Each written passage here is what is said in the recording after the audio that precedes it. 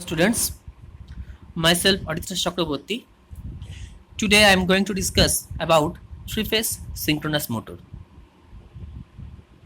The first slide is the introduction. Like most rotating machines, a synchronous machine can also operate as both as a synchronous generator or a motor. It means as an alternator or a synchronous motor. A synchronous motor is a machine that converts AC electrical power to mechanical power at a constant speed called the synchronous speed, that is Ns equals to 120 into frequency by number of poles. A synchronous motor is a doubly excited machine. There are two excitation. One is in the stator or armature, another is in the rotor. Its rotor poles are excited by direct current DC and its stator windings are connected to the three-phase AC supply. The air gap flux, therefore, the resultant of the flux is due to both rotor current and stator current. An important features of synchronous motor is that it can draw either lagging or leading reactive current from the AC supply. Now, the next slide is the constructional features of three-phase synchronous motor. This is the constructional diagram of three-phase synchronous motor.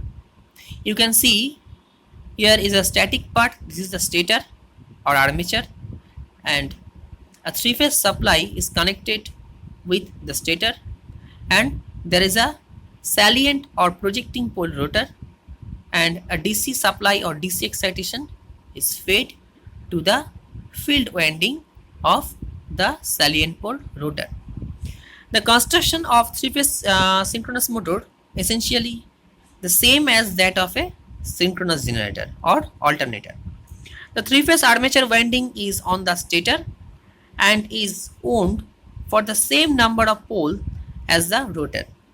The rotor of a synchronous motor can be of salient pole or projecting pole, and another one is the cylindrical pole type construction.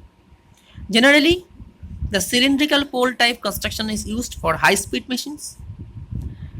When the axial length of the pole is larger and the diameter is very small, this pole is called the cylindrical pole, and when the axial length is small and the diameter is larger, it is the projecting pole, which is used in low speed machines. An additional set of windings called the damper winding is mounted on the rotor. This winding is placed in slot located in the pole faces and parallel to the shaft. The ends of the copper bar are short circuited in the same manner as the cage rotor of an induction motor. Damper windings provide a means of starting the synchronous motor. They also serve to increase the stability of the motor during load transient. A synchronous motor is a double excited machine, and its armature winding is energized from three-phase AC supply and field winding is energized from DC source, and this is known as the excitation system. There are various types of excitation system. Pilot excitation, these are the pilot excitation, brushless excitation, static excitation, etc. Now, the next slide is the principle of operation of a three-phase synchronous motor. Consider the two-pole synchronous motor shown in this figure. When a three-phase AC supply is applied to the stator winding, a rotating field, which is magnetic field, is produced in the air gap, and this rotating magnetic field is rotates in synchronous speed, that is Ns, and the stator field rotates in synchronous speed equals to 120 into frequency by pole. The field current of the motor produces a steady state magnetic field. Therefore, there are two numbers of magnetic fields present in the machine. The rotor wheel tends to align with the stator field just as two bar magnets will tend to align if placed near each other. Okay, since the magnetic field is rotating, the rotor magnetic field and the rotor wheel tend to rotate with the rotating field of the stator. In order to develop a continuous torque, the two fields must be stationary with respect to each other. This is possible when the rotor also rotates at synchronous speed. The basic principle of synchronous motor operation is that the rotor chases the stator magnetic field. In other words, the stator rotating magnetic fields tend to drag the rotor along as if north pole the stator locks in with the south pole of the rotor. Okay.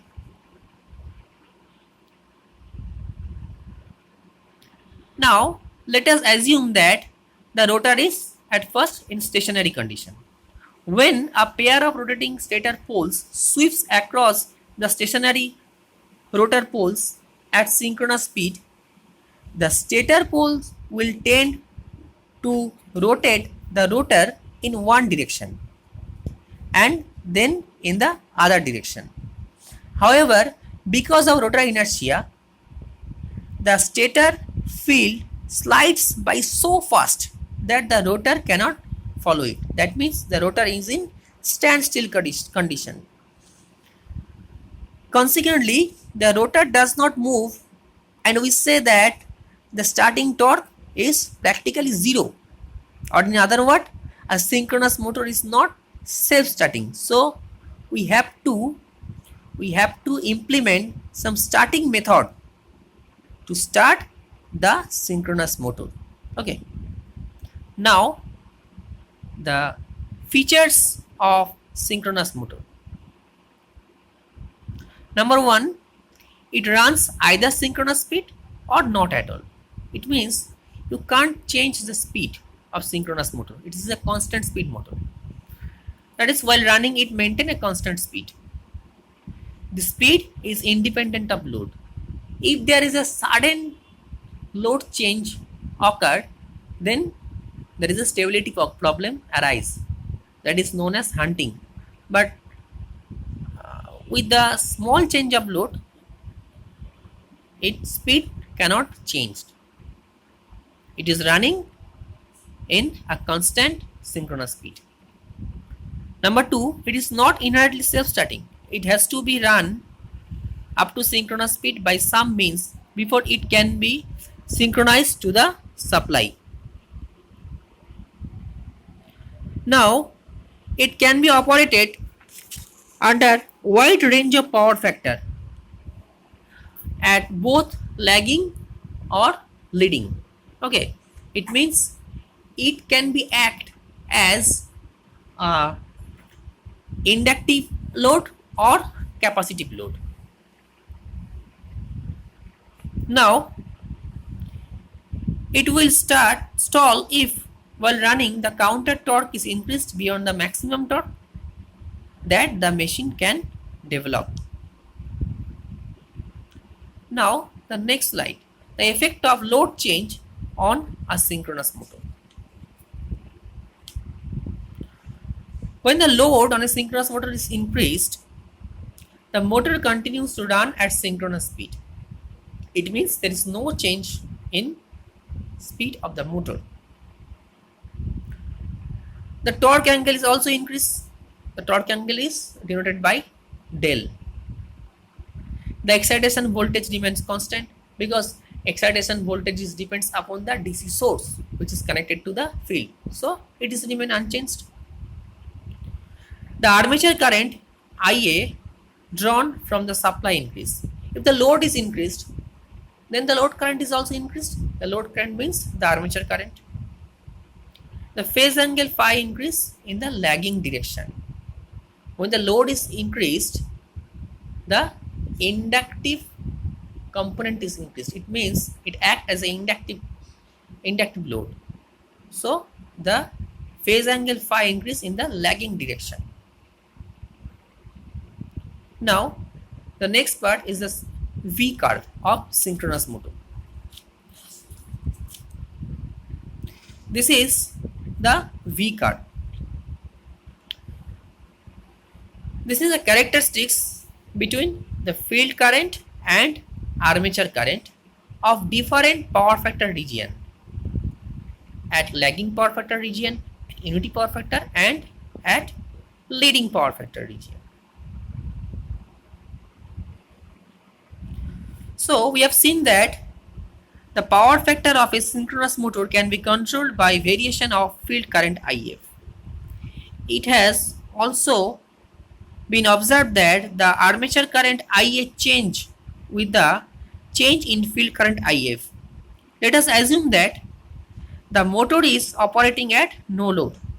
If the field current is increased from the small value, the armature current IA decreases until the armature current becomes minimum. At this minimum armature current, the motor is operating at unity power factor. Up to this point, the motor was operating at a lagging power factor. If the field current is increased further, the armature current increases again and the motor starts to operate at a leading power factor. If a graph is plotted between armature current IA and field current IF at no load, the lowest curve is obtained. If this procedure is repeated for various increases load, a family of curves is obtained, okay, as shown in the figure. Since the shape of this curve resembles the letter V, these curves are commonly known as V curve of a synchronous motor. Thus, V curves are plot of the stator current versus field current for different constant loads. The point at which unity power factor occurs is at point where armature current is minimum.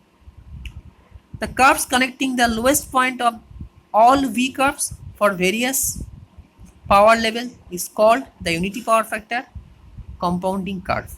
Similarly, compounding curves for 0.8 power factor lag and 0.8 power factor lead are shown in this figure. The compounding curves for other power factors can be drawn. Thus, the lossy of constant power factor point on the V curves are called compounding curve. The compounding curve shows the manner in which the field current should be varied in order to maintain the constant power factor, okay, under changing loads. Point to the right of the unity power factor compounding curve composed to the over excitation leading current input. Point to the left corresponds to under excitation and lagging current input. The V curves are useful in adjusting the field current, increase the field current IF beyond the level for minimum armature current IA, results in leading power factor. Similarly, decreasing the field current IF below that for a minimum armature current IA results in lagging power factor. Okay, so this is the V curve. Therefore, by controlling the field current of a synchronous motor, the reactive power supplied or consumed from the power system can be controlled. Now, the next slide is the inverted V curve. This is a curve which plotted between field current and power factor in different load, for different load, full load, half load, no load, for lagging power factor, unity power factor, and leading power factor. A family of curves is obtained by plotting the power factor versus field current. These are inverted V curves shown in the figure. The highest point on each of these curves indicates unity power factor. It is to be noted that the field current for unity power factor at full load is more than the field current for unity power factor at no load.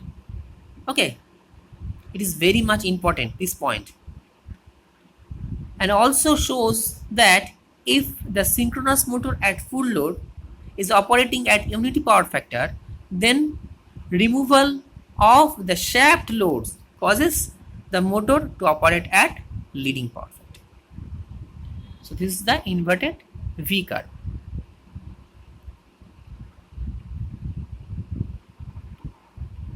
Now the next slide is the starting of synchronous motor. The synchronous motor is not self-starting. Okay, so it can be started by the following two methods. Number one, starting with the help of an external prime mover or an external mechanical device which can drive the rotor of the motor. And number two, starting with the help of damper winding. Now the first part is the motor starting with an external prime mover. In this method, an external motor drives the synchronous motor and brings it to synchronous speed. You can also use any mechanical device or prime mover, okay, any types of device which is used to supply the torque to the rotor. The synchronous machine is then synchronized with the bus bar as a synchronous generator. The prime mover is then disconnected.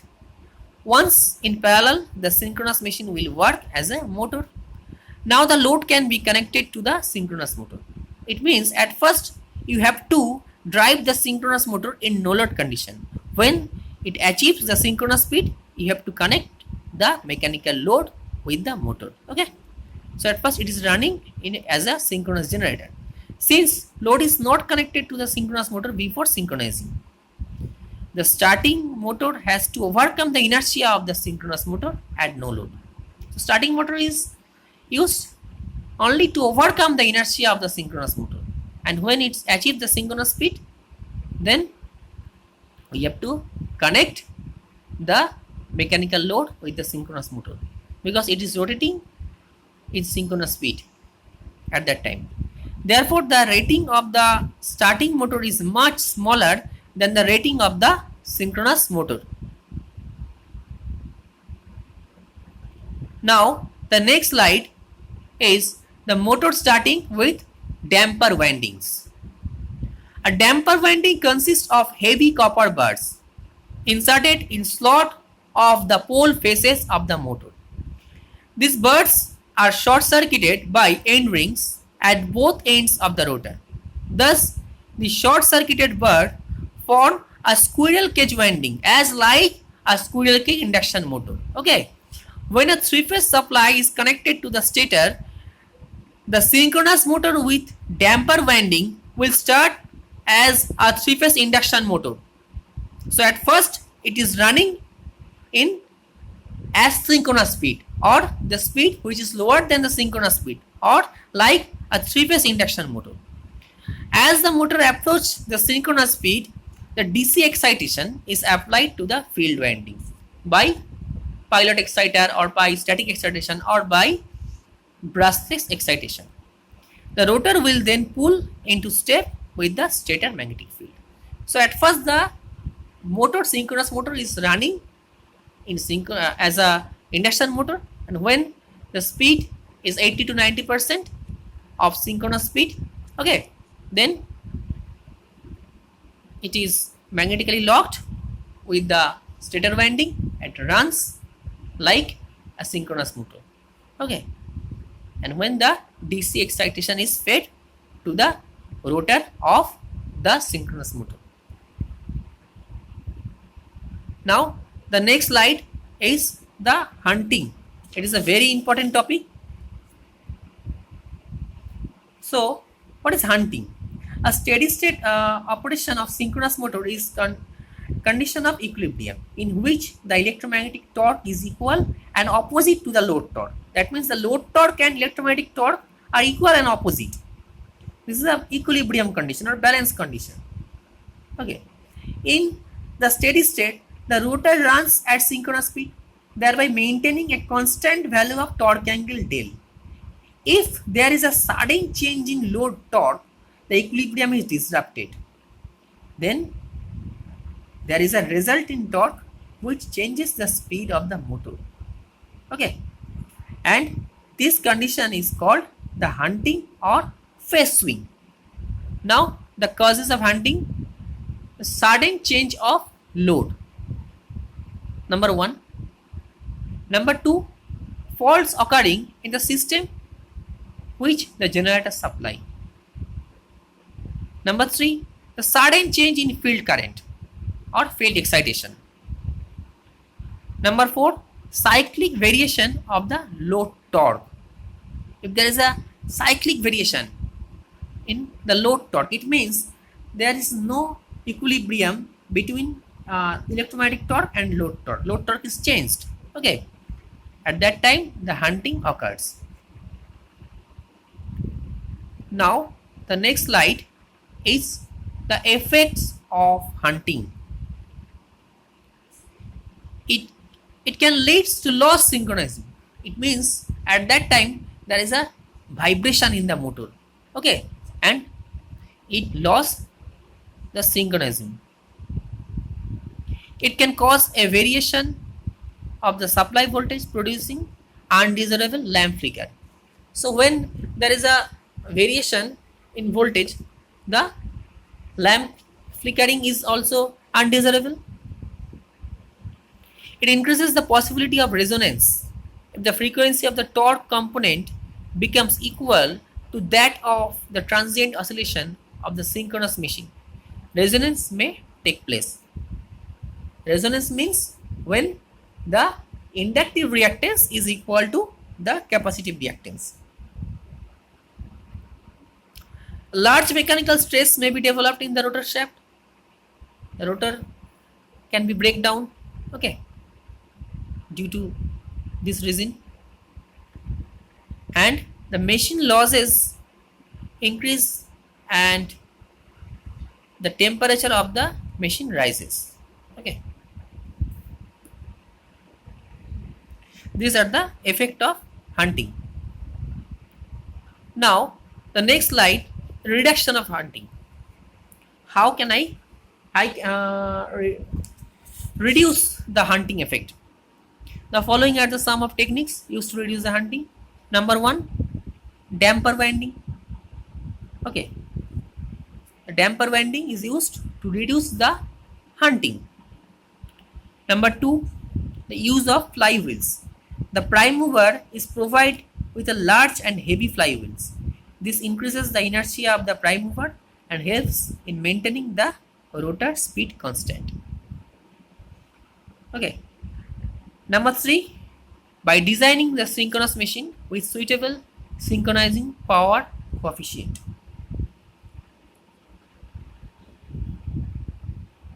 Now, the next slide is the synchronous compensator or synchronous condenser.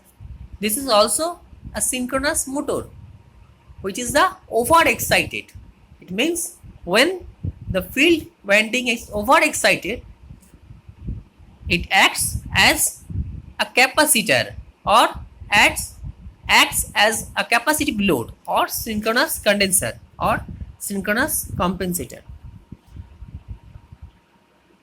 So when the motor power factor is unity, the DC excitation is said to be normal. Overexcitation causes the motor to operate at a leading power factor. Underexcitation causes it to operate at a lagging power factor or at a inductive load. When the motor is operated at no load with overexcitation, it takes a current that leads the voltage by 90 degree. Okay. When current leads the voltage by nearly 90 degree, then it acts as a nearly purely capacitive load. not totally purely capacitive load, nearly purely capacitive load, because this angle is nearly 90 degree leads. In this way, it behaves like a capacitor, and under such operating condition, the synchronous motor is called a synchronous capacitor. It is also known as a synchronous compensator or synchronous phase modifier. A synchronous compensator is therefore a synchronous motor running without a mechanical load. It can generate or absorb reactive voltampere by varying the excitation of its field winding. It can be made to take a leading current with overexcitation of the field winding. In such a case, it delivers inductive VAR. If it is underexcited, it takes a lagging current and therefore supply the capacitive volt ampere reactive, that means the VAR. Thus, the current drawn by a synchronous capacitor can be varied from lagging to leading smoothly by varying its excitation. Okay. Now, the next slide is the comparison between three-phase synchronous motor and three-phase induction motor. Number one, the construction of synchronous motor is complicated, and the construction is simpler, particularly in case of cage rotor. Okay, because in case of slip ring rotor, you have to provide the rotor resistance control or short circuit gear. Number two, you know that synchronous motor is not self-starting. You have to use the starting method, prime mover or damper winding, and it is, in case of induction motor, it is self-starting. The synchronous motors, you have to excite it. Okay, we have to excite the pole by a separate DC source. This is known as the excitation. In case of induction motor, there is no such excitation is needed. The rotor gets excited by induced EMF, so separate source is not necessary. Number four, in case of synchronous motor, the speed is always synchronous. For the small change of load, the speed cannot be changed. In case of induction motor, the speed is always less than synchronous, but never synchronous. Okay, the rotor speed is always less than the synchronous speed. Number five, in case of synchronous motor, speed control is not possible, but the speed control is possible by various mechanisms. In case of cage rotor, you have to use the VYF control or VVVF control, or variable voltage or variable frequency control, and in case of slip ring rotor, you have to use the rotor resistance control. Number six, as load increases, the load angle increases, keeping speed constant at synchronous. In case of synchronous motor, induction motor, as load increases, the speed keeps on decreasing because it is not the constant speed motor. Synchronous motor, by changing excitation, the motor power factor can be changed from lagging to leading. Okay, lagging, unity and leading. But induction motor, it always operates at lagging power factor. Power factor control cannot be possible because induction motor means it is an inductive load. Number 8, it can be used as synchronous condenser. The synchronous motor can be used as synchronous condenser for power factor improvement. It cannot be used as synchronous condenser. Induction motor cannot be used as a synchronous condenser. Number 9, the synchronous motor is sensitive to sudden load change and causing a vibration. This is known as the hunting. In case of induction motor, there is no hunting phenomena. The maintenance cost and installation cost of synchronous motor is very high and it require frequent maintenance. Okay, but the induction motor is cheap, especially cage rotor. Maintenance is very less.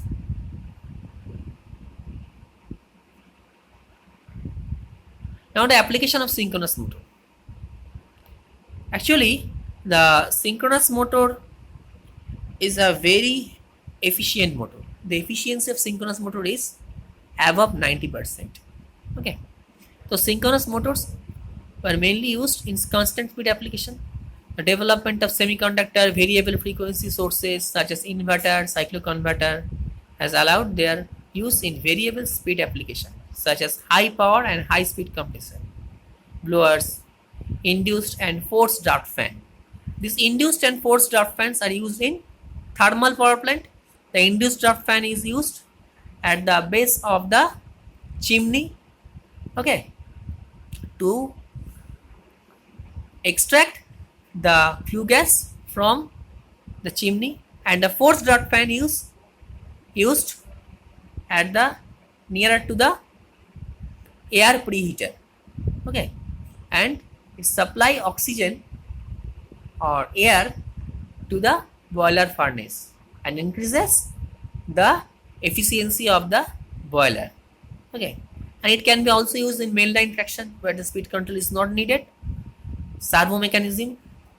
Since a synchronous condenser behaves like a variable inductor or a variable capacitor, synchronous condenser, when it is under excited, then it is variable inductor, and when it is over excited, then it is variable capacitor. It is used in power transmission system to regulate the line voltage. In industry, synchronous motor are used with induction motor and operated with over excitation to draw leading current from the supply. Thus, they compensate the lagging current drawn by the induction motor. Okay, because the induction motor drawn the lagging current, it acts as a inductive load, and it improves the overall power factor of the plant. That's all. Thank you, all of you.